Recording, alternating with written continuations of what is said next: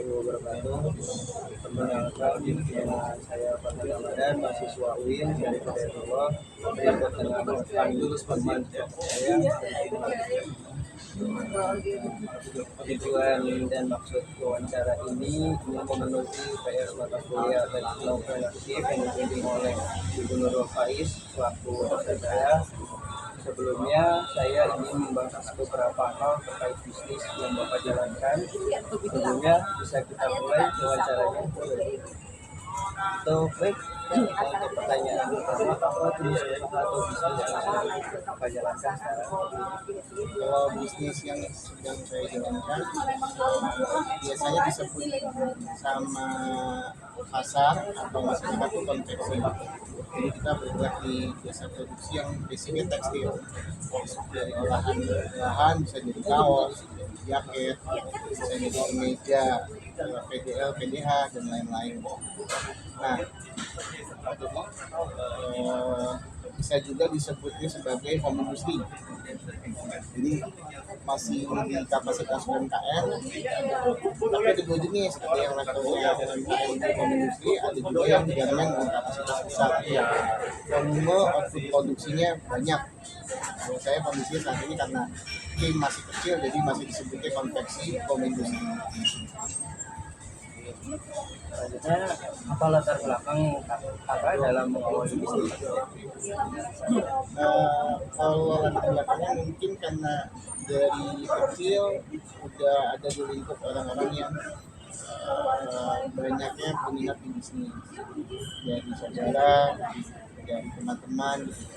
Walaupun kakak saya juga sebagai orang kerja di karyawan swasta saat itu, tapi entah gimana dari SD itu memang itu biasa dagang ya.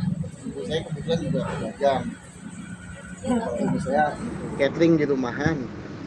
Nah, akhirnya dari SD terasa lah kemampuan untuk berdagang. Waktu itu dagang sapu tangan ke teman-teman, terus boneka. SMP itu sempat dagang mainan. Terus SMA itu guardskin tuh apa ya, kayak hardcase buat HP gitu lah ya. Casing buat HP kalau zaman sekarang. Terus kuliah kerja sama kakak sepupu di vendor buku tahunan. Dari situlah belajar bisnis proses, gimana pendekatan ke customer, gimana cara strategi marketing. Ya terasah lah karena waktu itu bidang kerjaan saya itu sales. Terus termotivasi lagi karena waktu itu banyak terpapar sama informasi mengenai bisnis, dan ada salah satu tokoh inspirasi lah ya bahasanya tuh Bob Sadino namanya, ya almarhum gitu. Nah dia itu dulunya pedagang telur yang berjualan di sekitaran Kemang sampai dia punya usaha supermarket lah, Kimcik namanya. Ya waktu itu punya referensi model patronnya itu Bob Sadino. Akhirnya tergeraklah buat bisnis. Gitu sih. Oke, selanjutnya bagaimana cara kakak menganalisis pemilihan produk atau jasa yang dibutuhkan oleh pasar? Ya paling mudahnya dari teman-teman yang kita kenal aja. Selama ini mereka seringnya konsumsi apa atau biasanya mengenakan apa gitu. Nah, karena saya banyak bergaul, banyak bersinggungan dengan teman-teman yang komunitas, IO, event organizer gitu ya. Mereka memang ada kebutuhan khusus untuk jasa konveksi. Nah, waktu itu painfulnya atau problemnya yang saya cermati itu mereka banyak memilih order itu di daerah Bandung. Padahal kebutuhannya itu pemakaian di Jakarta. Akhirnya waktu itu terbesit lah ide untuk bikin konveksi, walaupun nggak punya background konveksi, nggak punya saudara di konveksi, tapi memberanikan diri lah, menyeburkan diri dengan minim pengalaman. Setelah tahu ya analisis dan problem yang memang cukup kuat lah di kalangan teman-teman waktu itu di IO sama komunitas, kayak ngerasanya kok banyak vendor-vendor di luar Jakarta itu nggak bisa komit dalam pengerjaan timeline produksi, komit terhadap kualitas yang dijanjikan. Dan memang problem keduanya itu di budget dari sisi customernya. Akhirnya coba aku provide solusinya untuk bikin konveksi sendiri di Jakarta. Nah, terus selanjutnya bagaimana cara kakak merealisasi ide atau gagasan setelah melakukan analisis tersebut? Ya, ide dasarnya kan waktu itu kan memang kenapa namanya konveksi siap itu karena speed kita bisa terbilang cepat lah pengerjaan dengan volume lumayan besar gitu. Ya ratusan piece kita pekerjaannya bisa di bawah 1 minggu gitu. Akhirnya tercetuslah gagasan atau ide namanya brandnya itu konveksi siap yang selalu setiap ada orderan yang basic kaos itu kita kerjakan dengan ketentuan waktu kurang dari seminggu, jumlahnya banyak gitu ya. Nah terus lama kelamaan ya karena memang sudah dipercaya dari para customer, akhirnya ya bisa beroperasi sendiri tuh idenya dan gagasannya gitu loh ya, karena memang bisa memberikan dampak secara benefit buat customer, bisa ngasih servis yang terbaik gitu ya, dan akhirnya ide atau gagasan kita bisa diterima lah ya. Walaupun kalau bicara bisnis itu nggak bisa sekedar gagasan dengan unsur idealisme, tapi lebih bagaimana ya kita melihat potensi bisnis di pasar. Memang ada potensi cuan ya kalau bahasa sekarang ya, ada potensi profit yang di sana ya, pasti ide kita bisa diterima lah kalau memang bisa kasih deliver service terbaik.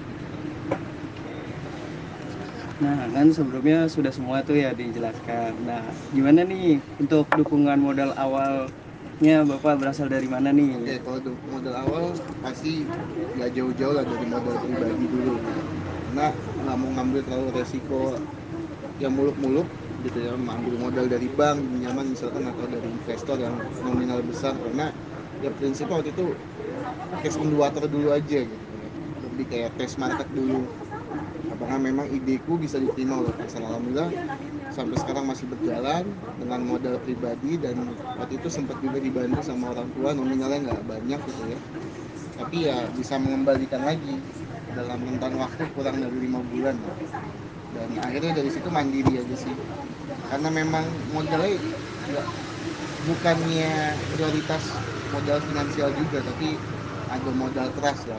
Bisnis jasa itu basicnya lagi bisnis unsurnya trust gitu ya, dengan partner, dengan mitra, dengan agen-agen yang biasanya saya pesan bahan-bahannya dari produsen-produsen luar kota gitu ya. Kita bisa bayar mundur gitu sih. Selanjutnya Kak, untuk gimana sih cara kita bisa meningkatkan usaha gitu, dari marketing apa gimana gitu cara meningkatkan usahanya di awal gitu. Prinsipnya kalau boleh ngutip dari Prof. Renal tuh, keep relevan sama perkembangan zaman sama perkembangan pasar gitu. Mudahnya gini dulu, kalau marketing konvensional kan ya kita mengandalkan toko offline store aja gitu ya. Kalau sekarang kan ya kita bergeser beralih ke digital marketing, mungkin kalau tren teman-teman tahu. Digital marketing itu benar-benar kita membuat konten yang proper, membuat konten yang profesional, bagaimana dari produk yang kita produksi itu bisa jadi konten untuk medium Instagram, medium WhatsApp dan lain-lain. Nah, di situ biasanya bakal dapat respon dari database yang kita punya, dari follower yang kita punya. Akhirnya ya terus berjalan, terus growing, dan tipsnya buat founder atau buat owner itu ya tetap terus belajar, jangan merasa udah punya modal ilmu yang cukup setelah lulus dari kampus terus langsung terjun ke dunia bisnis yang sekarang udah perubahannya cukup banyak lah dari segala aspek ya, dan persaingan makin ketat, orang semua ngerasa sebagai bisnis walaupun tidak bisa membedakan mana bisnis mana sebagai pedagang gitu. Orang semua punya akun di channel-channel e-commerce gitu ya, ngambil produk-produk digital, ngambil produk-produk sebagai affiliate marketing gitu. Tapi di saat mengembangkan bisnis brand itu ya kita harus komit, nggak bisa cuma sekedar ikutin tren, follow trend aja gitu. Tapi kita komit sama brand, apa yang mau kita kembangkan, orientasi industrinya kemana, dan belajar sama yang lebih senior. Selanjutnya, gimana sih Kak cara bisnis kita itu tetap growing gitu, walaupun di masa susah, di masa seneng gitu, growing. Kalau growing itu kan identik dengan waktu. Jadi seiringnya waktu berjalan pun ya kita juga makin sensitif lah dari pengalaman atau dari proses yang udah kita lalui gitu. Aspek apa nih yang mau kita growth gitu? Beda-beda. Misalkan kita mau nambah modal, mau nambah aset produksi, mau nambah profit. Nah itu treatmentnya beda-beda, triknya beda-beda. Tapi namanya buat strategi growing, ya kita tetap harus bisa survive dari segala challenge, dari segala rintangan eksternal gitu ya. Cerita waktu itu pas lagi pandemi lah, itu semua orang mau yang bisnisnya makro, mau yang bisnisnya mikro mengeluhkan lah adanya dampak dari pandemi yang mungkin paling terasa ya dari jasa gitu ya, jasa seperti konveksi, jasa seperti F&B gitu ya. Mereka yang biasanya ada crowd dalam dalam kehidupan offline, tiba-tiba harus semuanya beralih ke online semua karena waktu itu ada istilahnya apa? Krisis. Hah? Krisis. Bukan krisis. Apa waktu itu kebijakan pemerintah tuh? Dulu di rumah aja. Iya, ini sudah di rumah ada istilahnya aku lupa tuh. Pandemi. Bukan, maksudnya kebijakan pemerintah untuk teman-teman di rumah aja tuh apa? PPKM, Apa gitu? Diskrimininasi ya. Kita sebut itulah. Nah, kita bingung nih yang biasanya interaksi sama orang, yang biasanya kita ada jadwal pitching gitu ya, yang biasanya kita ikut event, tiba-tiba harus distancing di rumah aja, terus melakukan banyak promosi hanya dari online yang itu pun nggak maksimal. Kenapa? Karena orang banyak yang saving waktu itu. Banyak orang yang kalau konveksi kayak aku kan satu banyaknya orang butuh butuh pakaian untuk promosi, butuh pakaian untuk kegiatan event. Nah waktu itu sama sekali promosi diminimkan, lalu juga untuk event benar-benar tidak diadakan karena tidak dapat izin dari pemerintah. Nah akhirnya tapi karena ngerasa masih ada potensi untuk produksi APD sama masker, akhirnya kita beralih ke sana. Nah disitulah kita juga bisnis harus bisa adaptasi dengan challenge bagaimanapun gitu. Akhirnya kita alhamdulillah dapat kepercayaan buat negara produksi masker APD dalam jumlah besar, dan itu bisa melanjutkan nafas bisnis konveksi group. Terus kan tadi udah jelasin tuh kayak hambatannya kayak COVID dan lain-lain, tuh solusinya tuh gimana? Solusi kita tadi yang aku jelaskan, kita bisa adaptasi dari berbagai rintangan dan selalu ada jalan, yakin gitu ya, bahwa kalau kita komit, kalau kita memang punya standar QC yang baik, punya standar optimal dari setiap service yang kita kasih ke klien, pasti ada rasa trust dan ada rasa saling support gitu dari sisi customer maupun dari sisi pemilik usahanya gitu ya. Tadi aku bilang kan ada beberapa unsur lah ya, customer itu alasan kenapa mau beli produk kita atau mau pakai jasa kita. Yang pertama itu biasanya dari emosional, dorongan emosional itu biasanya dari circle keluarga, pertemanan kita. Habis itu baru kita bicaranya pasar yang lebih luas. Nah biasanya kalau kondisi emergency kayak pandemi kemarin gitu ya, banyak teman-teman yang akan support gitu karena dorongan emosional tadi kan. Gitu sih. Selanjutnya kalau boleh tahu nih kayak kondisi perkembangan bisnis kakak ini kayak gimana Kak? Perkembangan bisnisku sebetulnya nggak terlalu yang gimana-gimana, tetap dengan keberlanjutan ya dari tahun 2022 lah ya sampai sekarang masih dengan formasi ada 7 manpower, 5 itu penjahit, 1 itu bagian finishing atau QC, yang 1 lagi bagian tukang potong atau koordinator dapur produksinya.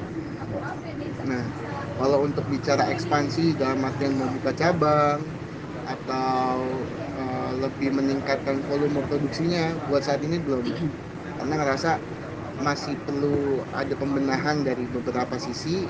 Jadi belum siap aja dari sisi ku pribadi sama tim, jadi masih lebih enjoy ngejalanin dengan standar yang sekarang.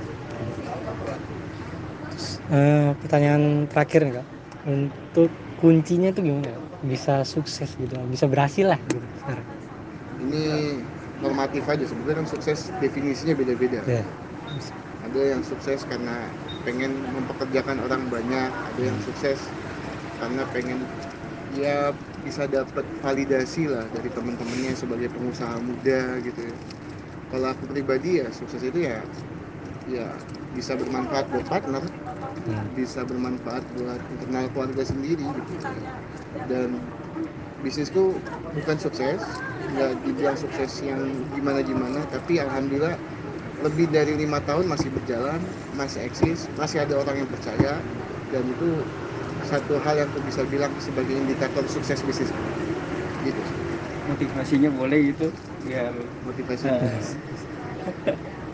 nggak ada motivasi apa-apa teman-teman. Bisnis itu bicara tabah, bicara ya komit sama agenda-agenda yang udah kita rancang dari awal. Intinya konsisten, persisten, dan yakin aja bahwa setiap makhluk yang ada di dunia ini pasti ada potensi rezekinya masing-masing. Kasih banyak ya waktunya. Aman? ya. Assalamualaikum warahmatullahi wabarakatuh.